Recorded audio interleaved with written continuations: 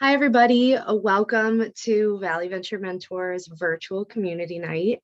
Thank you all so much for being here and for your flexibility in our last minute shift to a virtual format. Although we love to be in person together in community, that's where we really shine.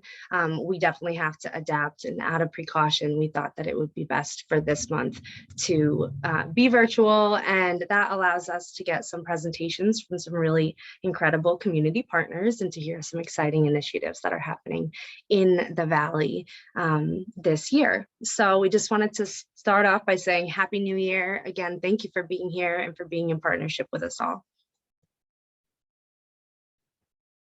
We have 4 presentations throughout the course of the evening from amazing community partners. I'm going to be speaking a bit on the Rise Up Springfield program. We have Ziamara Alban de Lobato from Western Mass EDC, who's going to be speaking on the Anchor Collaborative, Kevin Maforte from Forge, who's going to be speaking on the Western Mass Founders Network, and Gregory Thomas from the UMass Berthium Center for Entrepreneurship, who will be speaking on the Collegiate Summer Venture Program.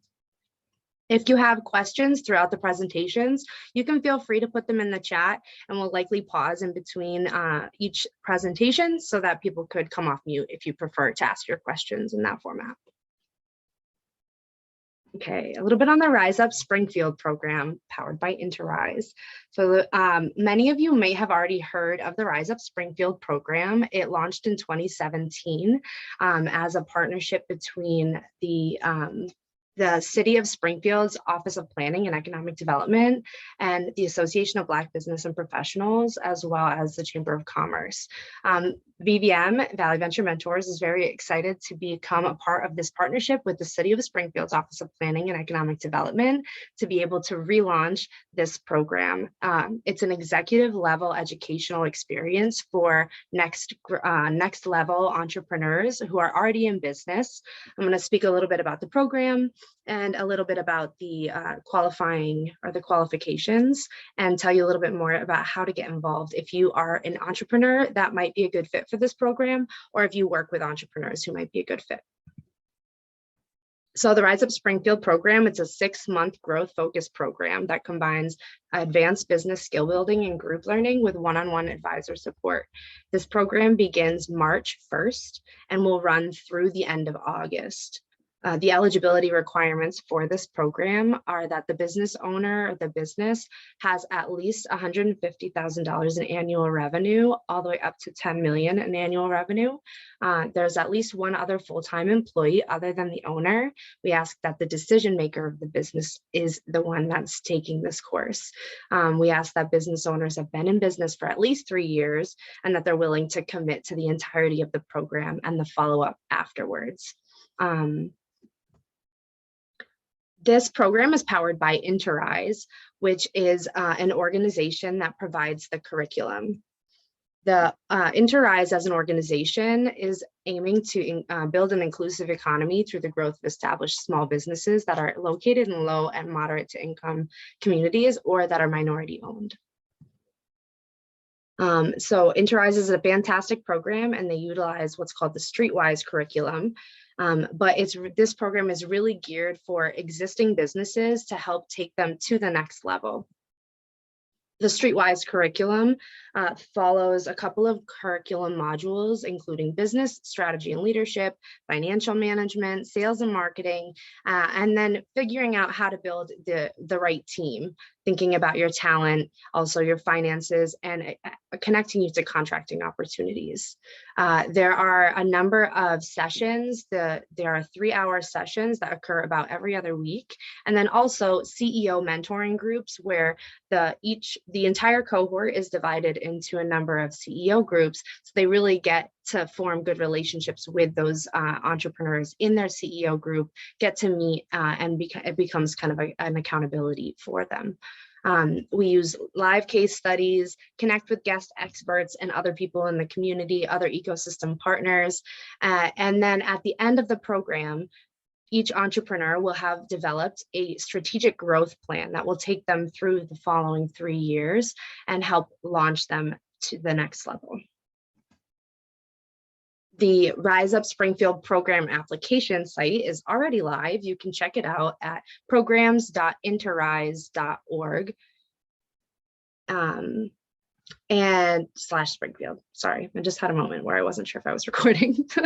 Okay, and then we are going to be holding 2 info sessions coming up to really dive more into this program and to help you figure out if you're the right fit for this program. So we have one on January 27th from 12 to 1 p.m. and one on February 10th from 9 to 10 a.m. They're both Thursdays, and these are virtual info sessions. So if you think after you heard about those eligibility requirements, you're really to start working or ready to start working on your business and not necessarily in it, and you're ready to take your business to that next level, your business located in the Springfield, then please attend an info session or reach out to me as well so that I can work with you to figure out and determine if you're a good fit for this program and if this program is a good fit for you. Next steps in the application process. Our application is closing on February 11th at 11:59 p.m. And then we're going to be hosting some interviews, and we will announce selections by the February 25th for a March 1st start date. So again, this program starts on March 1st, and we'll wrap up by end of August 30th. Again, it's some more information about our info sessions that we have coming up so that you can really learn more about the curriculum and figure out if this program is a good fit for you. And I will put these links as well as the link to this slide deck in the chat once I close my presentation. But does anybody have any questions about this program?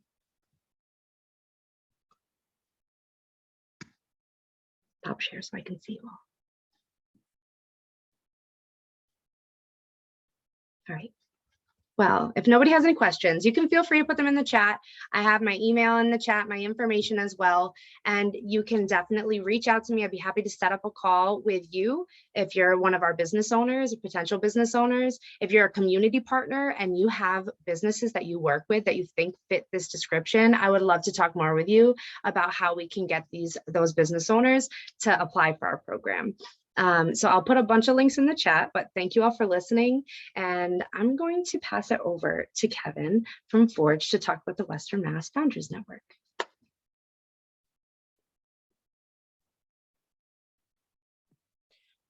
All right, thank you, Hope. Hi, everybody. My name is Kevin Maforte, and I am the Western Massachusetts Director of Forge. And we are also, together with the EDC and other partners, we are right now executing a grant from Mass Tech, which is called the Western Massachusetts Founders Network, which is the first of its kind. And what we're doing is we're trying to bring together entrepreneurs that have a high growth potential and try to create a stronger ecosystem by creating opportunities where they have peer-to-peer opportunities to connect, and they also get connected with local mentors, so they can tap into like the local knowledge and expertise that exists in the region, trying to avoid them wanting to maybe run off to San Francisco or to Boston, trying to keep talent local, and also trying to create a pathway for entrepreneurs to actually grow their businesses here. So one of the beautiful things about the Pioneer Valley and Western Mass in general is all the talent that exists. We're a home to large amounts of universities pumping out amazing research. There's a spirit of entrepreneurship. I moved out here in general because I just love how removed from Boston it is, and how everybody out here is just trying to figure it out. And that spirit is kind of like, it's permeated through just how tight knit the connections are out here. And just this entrepreneurial kind of like, we must get it done kind of spirit out here. And that's definitely an asset here in the region. So you have the universities and the research that's coming out. You have the spirit of entrepreneurship that has a long tradition here in the area. And you also have a huge manufacturing base. There's a lot of people making a lot of cool stuff in Western Massachusetts. So it just seems to be that there's all the elements that you would need to have a very vibrant and growing economy based on innovation and based on startups and based on all these new ideas that entrepreneurs come to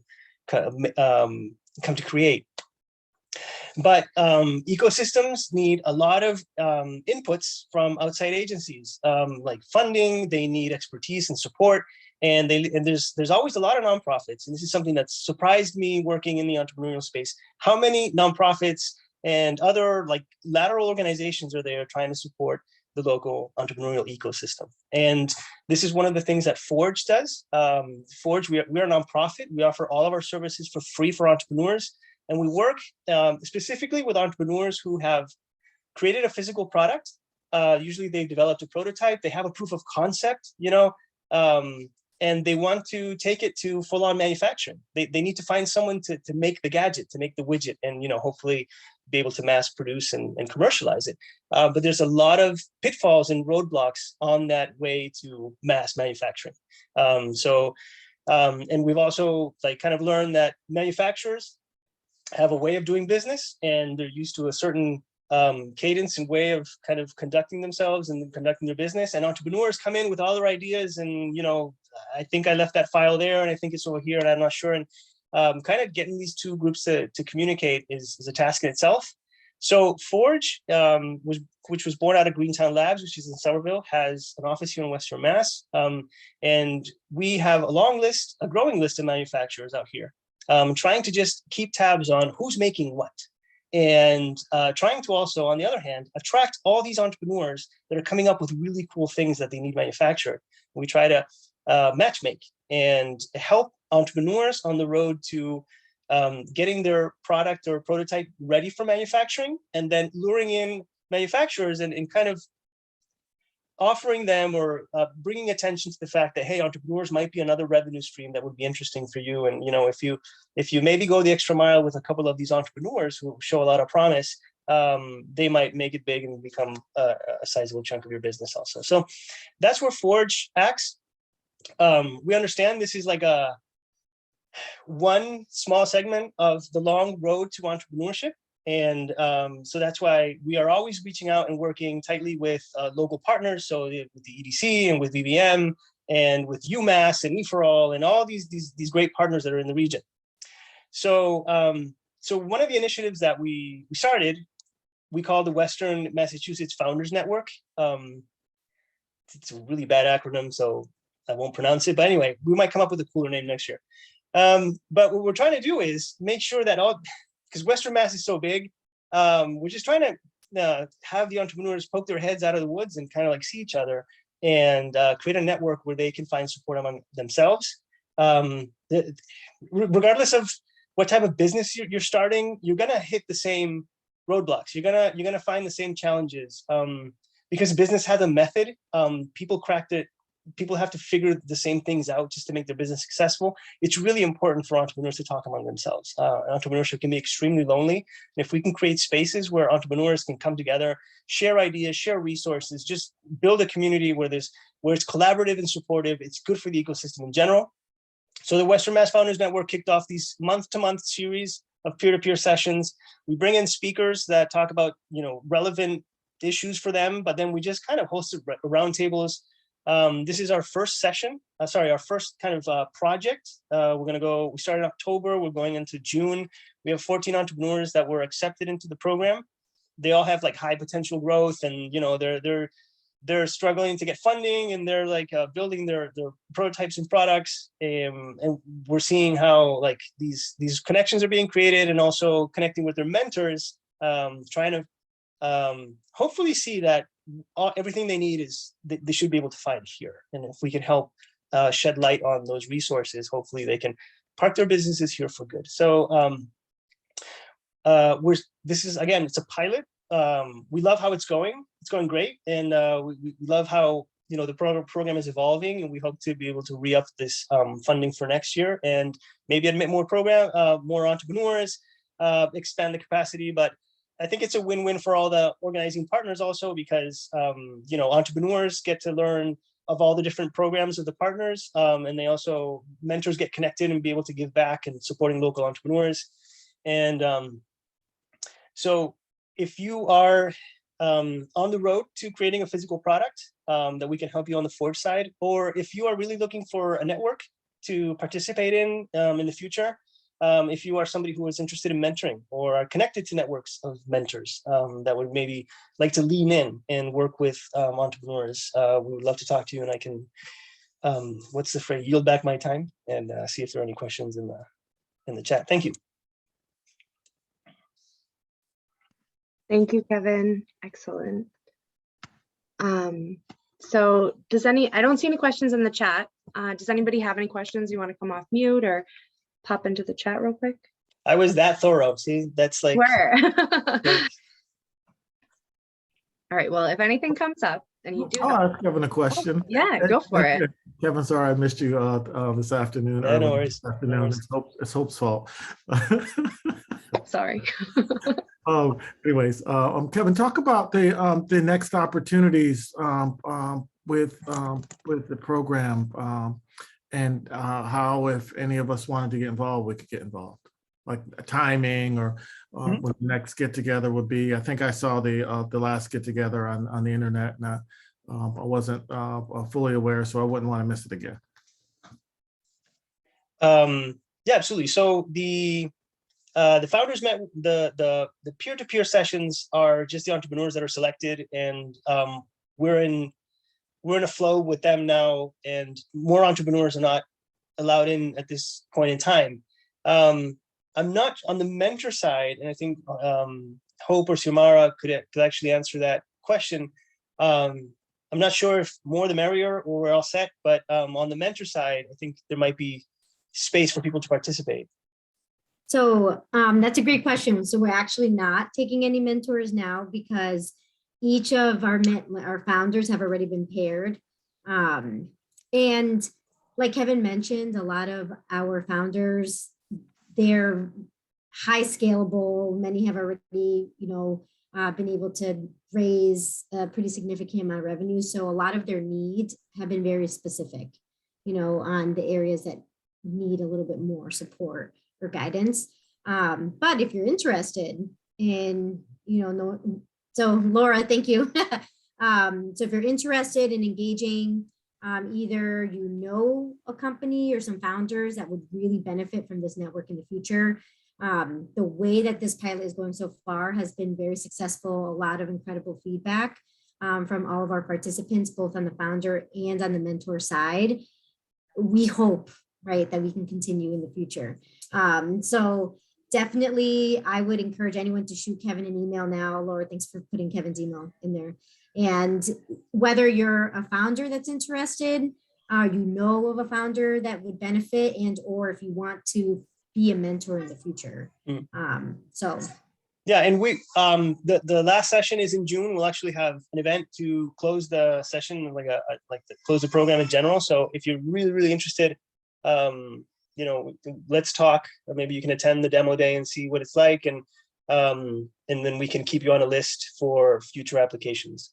But again, we're figuring out what works. Oh, go ahead, Gary. Sorry. From a VVM perspective and from a UMass perspective, I think both wrote supporting letters for the event, and we're just asking to get caught up and kept in the loop. That's all. Oh, absolutely.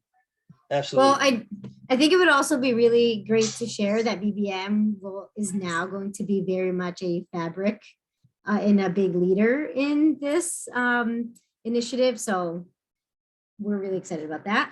So there's going to be a lot more integration and really knowing what's happening, but we'll share some of that info to Greg. Excellent. Any other questions for Kevin or the Western Mass Founders Network team? All right. Well, in that case, we are going to move over to Xiomara De Lovato from the Western Mass EDC to talk about the Anchor Collaborative. All right. Hey, everybody. Just heard me talk for a minute. I'm going to share my screen. So I actually have a slide deck with some information.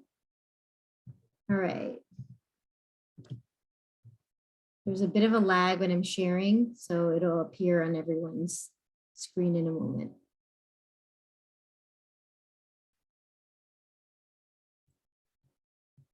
All right, can everyone see the screen now?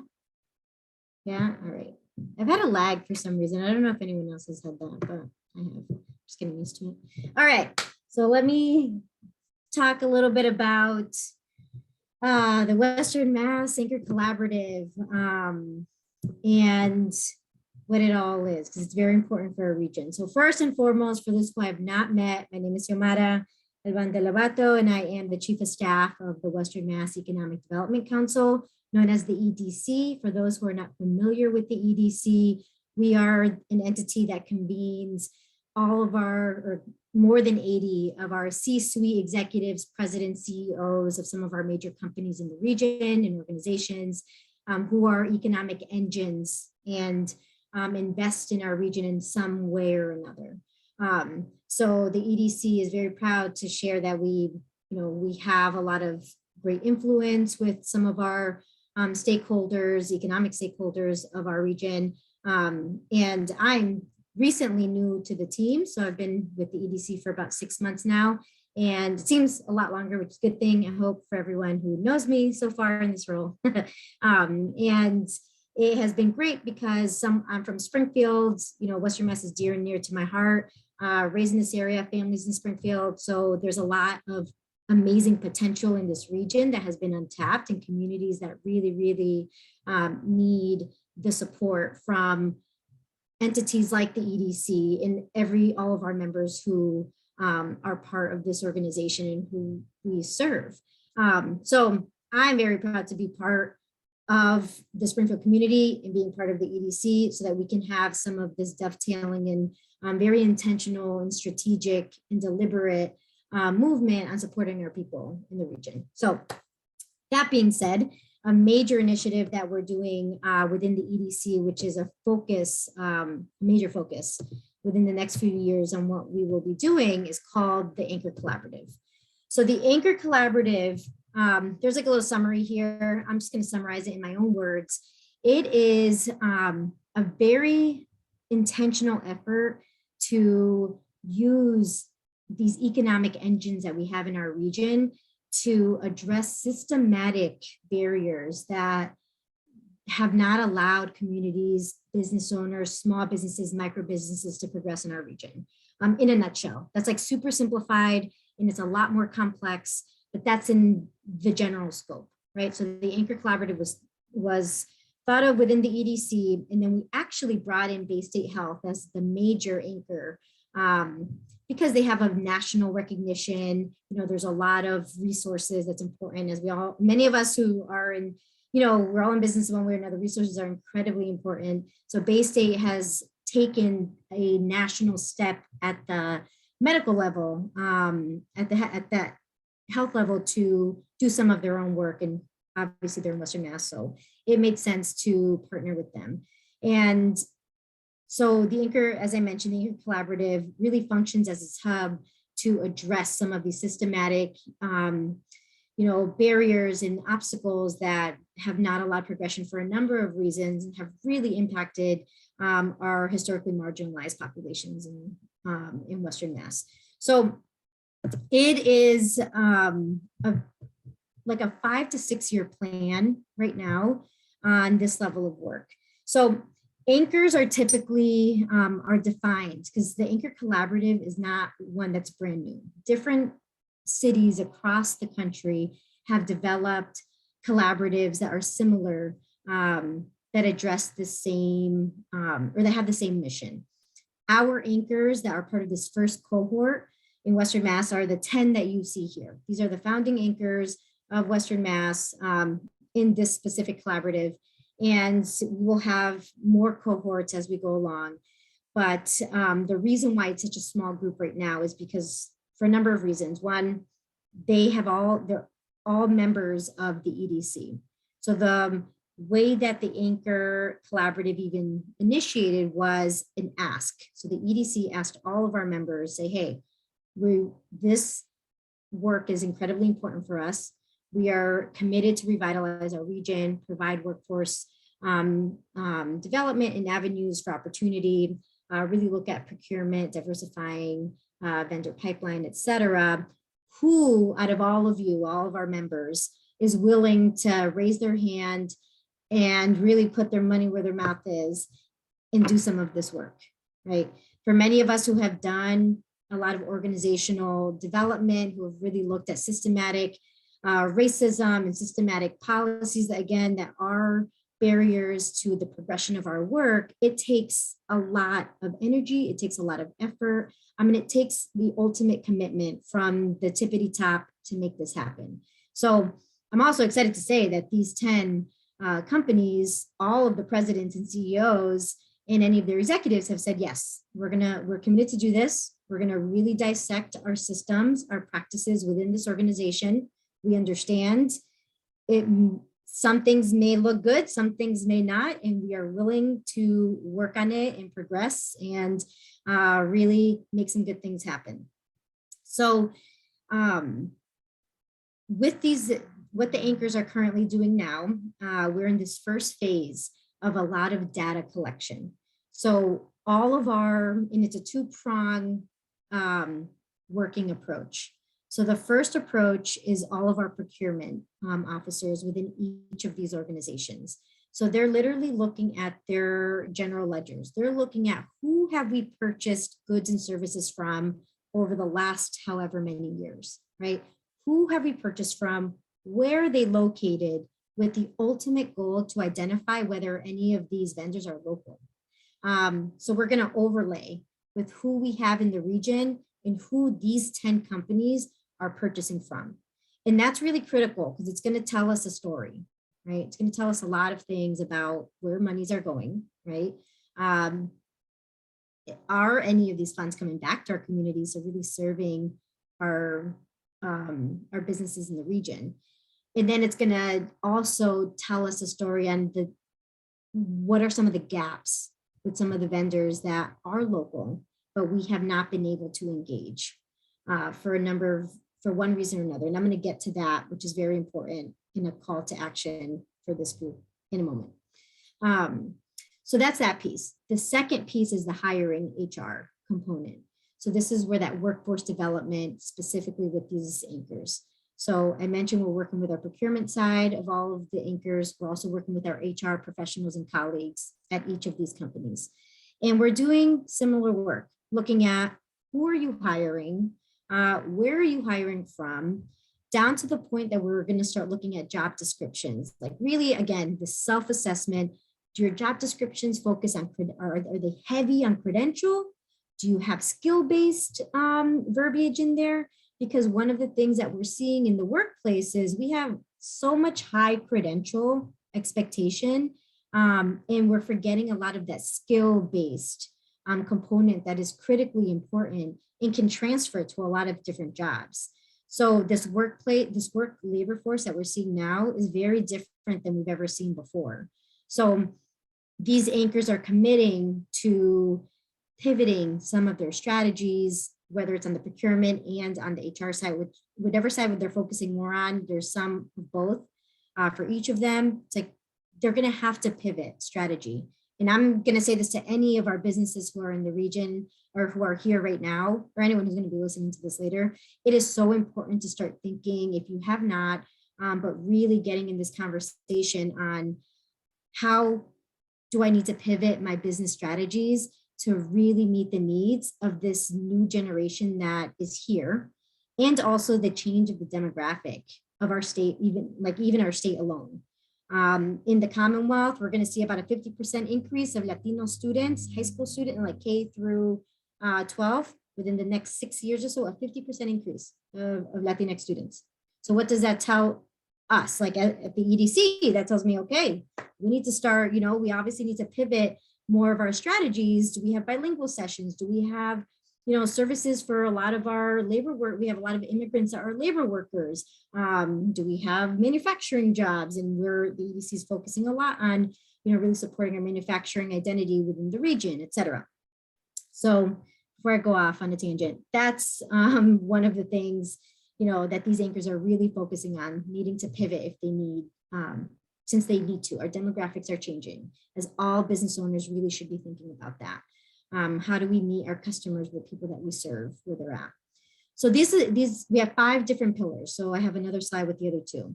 So as I mentioned, the two main aspects of this work are really focusing on procurement. And there is a focus on diversifying the supply chain. So looking at women-owned and minority-owned businesses, because there are so many obstacles that are in place for a lot of our minority-owned and women-owned companies that really want to scale and have the potential to scale to be major vendors for, let's say, UMass Amherst, or let's say for Bay State Health, right? There's a lot of financial obstacles that come into play in this very standard system that many of these companies are navigating. And what we're doing is really trying to shift some of these systems. I'm a big fan of just kind of disrupting systems like totally and just rebuilding. But that really can't happen all the time. But it's really just guiding a lot of these anchors on how can we even make the smallest changes that can have some of the best or most impactful outcomes for our community, right? Even the smallest change can do that. So that first one is focusing on procurement, right? So diversifying the supply chain with an even deeper focus on making it local. The second is inclusive hiring. So I mentioned how we're really working with our HR professionals at each of the anchors and dissecting some of this work on how are they hiring, what are their hiring practices. And I know this won't be a surprise for all because I know many of us in this room, in the Zoom room right now, all of our practices are going to be different, right? I guarantee if we all went around the room, we all talked about how we hired, how we wrote job descriptions, how we interviewed, they're going to be different. So the goal is to try to get some synergy between our anchors that really focus on local hiring and how can we really be more, whether it's progressive or inclusive, whatever word we want to use, just more reflective of the talent that we have in the region and really leveraging those skills. The third pillar that we have here is community first. So this is it's pretty straightforward. It's really working towards having that mindset weaved into everything that we do, where we want to serve our community. We have to serve our constituents, because in the business world, it's always it's a common model where we expect customers, constituents, consumers to really reach out to the businesses, right? So this is flipping that narrative and saying, no, as a business, as these big anchors, as economic engines that have a sense of responsibility for this region, I need to know what my community is saying so I can pivot my strategy and meet my people where they are so that we can best serve each other, right? Both on the business side, but also ensuring that our community feels connected to these regions or to the anchors and the community overall. And the other thing I'll say about the community first pillar is, well, it's actually connected to the last one, but it's addressing policy change. So I'm going to share a link in a moment about a couple of policy changes, a specific bill that we put out to the House already. We've had a couple of hearings that address barriers for a lot of our workers in the region that are really locked into government support services that really don't allow them to take jobs and pay raises and stuff, or else their benefits will drop and then their net earned income is going to be lower than it would have been if they remained on specific benefits. And that's just a system that is pretty dysfunctional. And this is it's happening everywhere in the country. So that's something that we as the EDC and a couple other organizations are really, along with the anchors, are in full support of challenging policies that impact our community, because there's, again, systems that are human created, that are human managed, that we really need to really disrupt and reshape. So these last two, the last pillar I'll share here is the place-based investment, since I already talked about policies. That one also is weaved into all of the effort within the collaborative. So the idea behind that is ensuring that our anchors are reinvesting their monies and their dollars back into the community. And that could translate on increased local vendor contracts, that can translate through an increased local hiring, whether it's, investing, and it could look in various ways, but those are the two major ways of place-based investing. So both vendors and hiring. So that's a little bit about the Anchor Collaborative right now. And I'm going to share a press release that went out. It's like an editorial that went out maybe like 4 months ago or so. That's really the only time that we've shared. And now this is the first time that we're really talking about it. We've been in full data diving mode, which for anyone who works with data, it takes a long time to kind of dive through years and years worth of that. So far so good.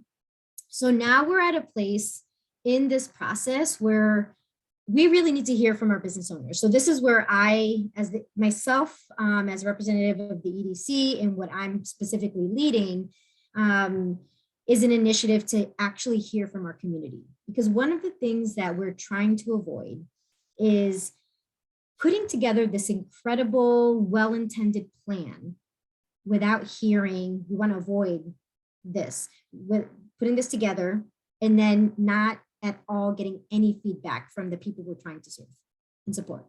That happens too often in many ways, right? And it is like, I am very, like I mentioned early on, I'm very committed to this region. This is my home. I know a lot of business owners in this region. I know a lot of small business owners, micro business owners that have the potential to be great and even greater in scale and become major economic engines in this region. But we need to hear what are some of the successes that you have achieved and that you have seen, that you have felt, whether it's with one of the anchors and or in general. I'm mostly interested in what are some of the barriers. That's what I want to hear. What are the barriers? Is it financial? Because we can't get a loan or we can't get enough, right? To expand, to buy another machine, to buy another van for transportation, whatever it is. Is it just the bidding process that, submit a great bid, but for some reason not getting selected?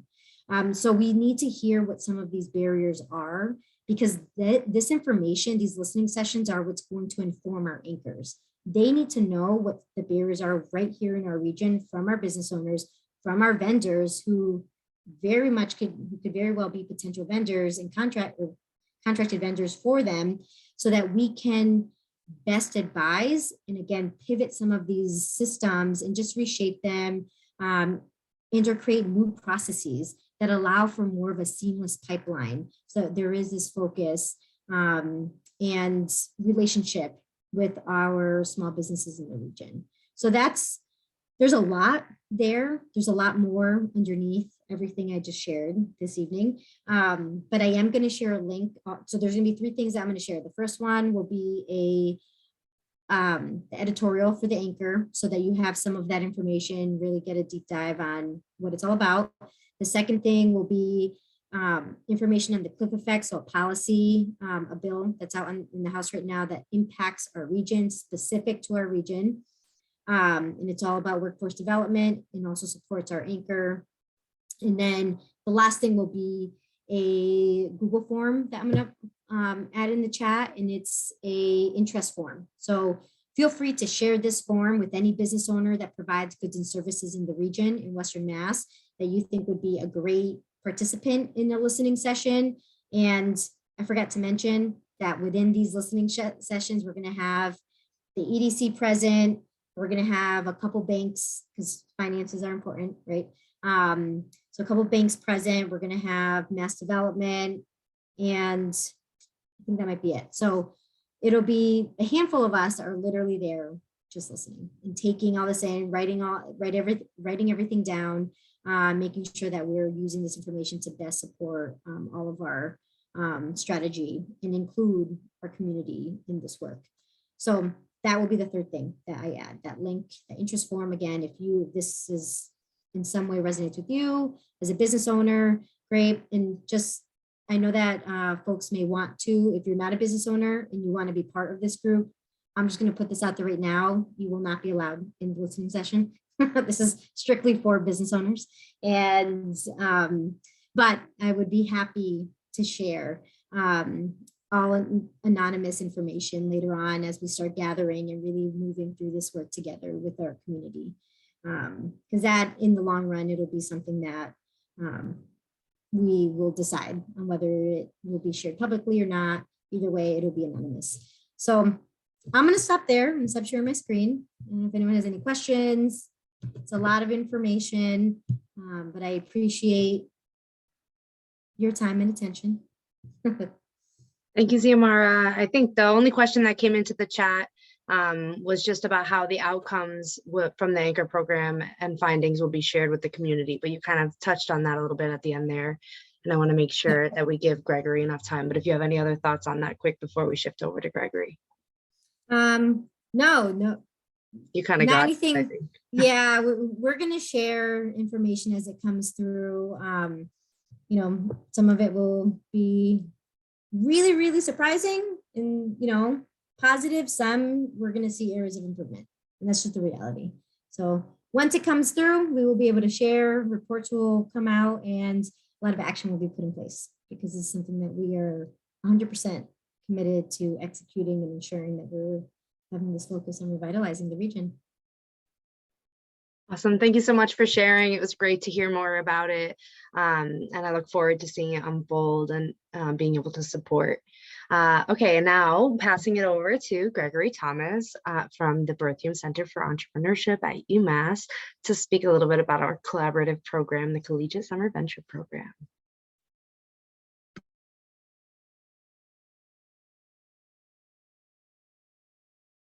Greg, you're on mute.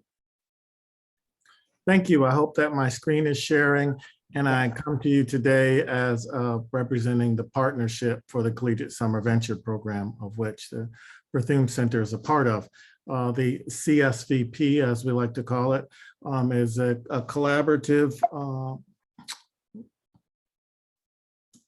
there we go, a collaborative partnership between Valley Venture Mentors, or VVM, and the Berthium Center for Entrepreneurship at the University of Massachusetts. As Hope said, I'm Gregory Thomas. I've got a few roles sitting in this room today, but I'd just like to say thank you to Hope, Kevin, and Xiomara for providing the impactful information that you've already provided on key programs in the Valley, or in the Pioneer Valley. And we hope that this is one. I think we've got one or two alums on the screen. We've got a few of our mentors that have joined today, in addition to the partners. And one of our judges is on the line too. So we appreciate this community, and some of you may already know about this program, but I'll share a little bit more. Again, it's a partnership between VVM and UMass Amherst. It's a 2-month intensive online summer accelerator. It serves the Pioneer Valley, so the 14 colleges and universities in the area are allowed to apply. We require that the lead of the venture is from one of the schools, although you could have partners from other schools in the country or in the world. In that school, as an undergraduate student, a graduate student, or an alum of the last decade, what we call gold alumni, graduates of the last decade. The program's designed to support the startups to improve their MVP, to accelerate their business, and supporting their goal creation and execution, helping them to create goals and execute to those goals, supporting where they want to go. They are provided access to mentors. Each venture is provided a mentor triad, or 3 mentors, also access to industry experts and seasoned entrepreneurs. The program in its consolidated state, or as the CSVP was put into place in 2019. Before that, VVM had a program, and so did UMass. And we agreed that the programs had areas for improvement. There were some areas that they were doing well in, but there were more improvement areas than positives. We consolidated our program in 2019, and we took the program online in 2020 in response to COVID. And in doing that, we think created a more impactful, more accessible, more inclusive program. A summary of our 2021 program, the second year that it was online, we had 10 ventures graduate, 12 participants, and we held over 24 workshops, 30 mentors for those 10 ventures. And again, the mentor triad program. In terms of workshop leaders, we typically try to partner folks to present in the Collegiate Venture Program so that the founders, the participants get access to different points of view, and then they get to experience those point of views in breakout rooms, support by mentors and dedicated entrepreneurs in residence. We've got two groups within the cohort, typically assigned to two entrepreneurs in residence who experience the program alongside the ventures and then provide them one-on-one and in-group advice. This past year, with the support of the Grinspoon Initiative for entrepreneurs, we gave away $8,000 through investor pitch or air quotes, Shark Tank competitions, which we think went well. One thing that we are proud of, and I guess you could say it was by luck, maybe, but when you looked around the Zoom room with respect to the program, there were Black and brown faces. It wasn't a program that was less than diverse. It was extremely diverse. And I think that that gives us pride because we want to service the whole community, and this program does that. And so what do we have planned for 2022? And 2022, again, a 2-month intense accelerator. The applications will go live February 1st, but this will be the bit.ly to use to access them, bit.ly/CSVP 2022. And applications will be due Thursday, March 31st at 5 p.m. If you've got questions on this, again, this is a partnership with UMass Amherst, the Bethune Center, and VVM. Hope or I can answer them. Hope just volunteered earlier today to have her email on here. Thanks, Hope. But again, you can also email me and I'll put my email address in the chat. Again, the program is online. We'll go in the morning, typically 4 to 5 days a week, sometimes 5, but mostly 4. And on the 5th day, it's open for mentor interaction and the like, where the ventures get that support. So again, a 2-month intense accelerator aimed at strengthening the ventures' minimum viable product, accelerating their business goals, and helping them to execute through workshops led by subject matter experts, through a mentor triad, through the entrepreneurs in residence, and the other support staff in the program. We, Hope and I, would not want to leave today without coming before you and having an intentional discussion about what we may need from your expertise. And so what our ask of you today comes in 3 parts. Refer ventures.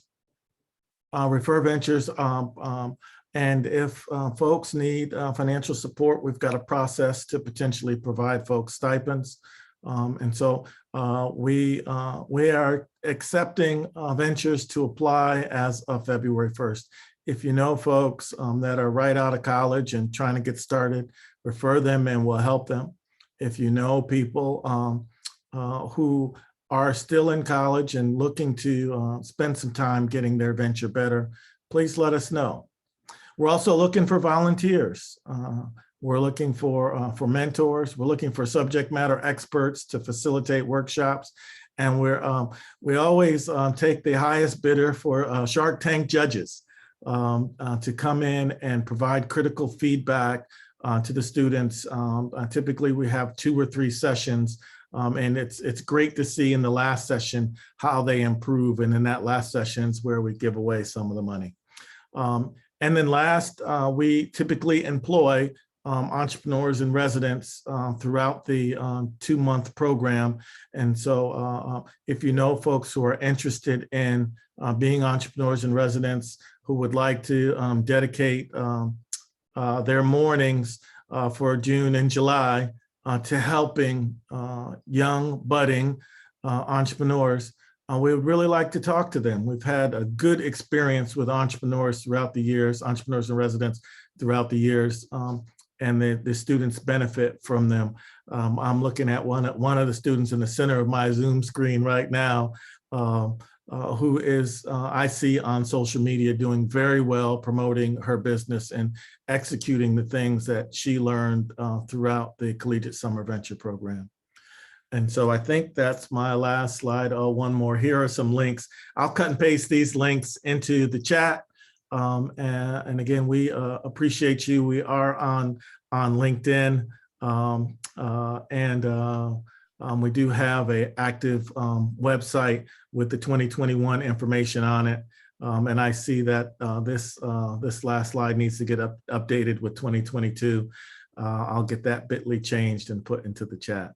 I'd say I'd love to entertain questions. And again, I come to you today as a Collegiate Summer Venture Program partner, but also my day job is the Executive Director for the Bethune Center for Entrepreneurship. In addition to that, I'm a faculty member with a continuous appointment in the Eisenberg School of Management. I teach entrepreneurship and corporate innovation. And I like to help Chris and Hope out as an advisor at Valley Venture Mentors. I don't know what the formal role is. Maybe it's trustee or board member as we're transitioning. So thank you for your time today. I appreciate you, and it's good to see so many familiar faces and names on the screen. I'd love to take any questions. Yeah, I had a quick question for you. Why do you think online education and mentoring is so important for young entrepreneurs? Well, that sounds like a softball setup question. I don't know if I think that or not. No, just kidding. I don't think that. No, I'm just teasing. Can you? I see your label says Amherst Environmental, but can you just give us your name? Yeah, my name is Shire Thompson. Shire Thompson. So good to hear your voice tonight. I think what we've experienced. So this is the data that I've seen over doing the program over the last 2 years online. It provides access. It's sometimes difficult to dedicate the time to be in person through travel, through transportation issues and the like. And I do also realize that we've got technology challenges with some folks also, and we experienced that last summer, and we were able to provide computers to a few of the folks who needed them. But it provides access to the programs and to the information, which sometimes is not available, again, because of transportation issues. If we're having programming in Springfield and folks are in Hadley, they may not be able to get there. Or if we're having programs in Amherst and folks are in, I don't know, Enfield, Connecticut, it may be difficult. And so this provides a tool to give access where it may not have been available before through a brick and mortar program, through a program held in brick and mortar.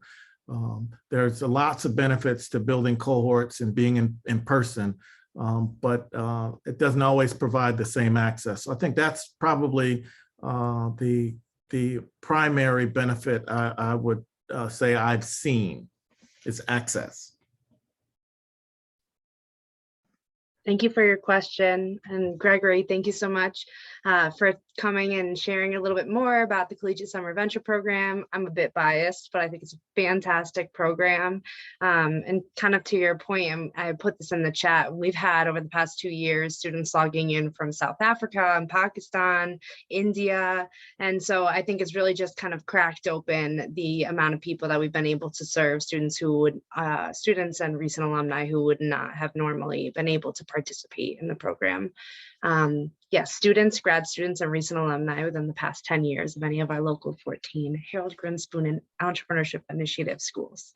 Thank you so much, everybody, for being here and for all of our presenters to talk about these excellent initiatives. We went 2 minutes over, but I think it was worth it. I hope you all think so as well. Thanks again for your continued partnership and collaboration. Please feel free to reach out, hope@valleyventurementors.org if you are interested in any of the programs or would like a connection to any of the people who spoke today. And I think that concludes our program. Thank you all so much and have a great night. Be well. Thank you. Bye, everybody. And Ami, it's good to see you. Thank you for your participation last year. Oh, thank you. Just great.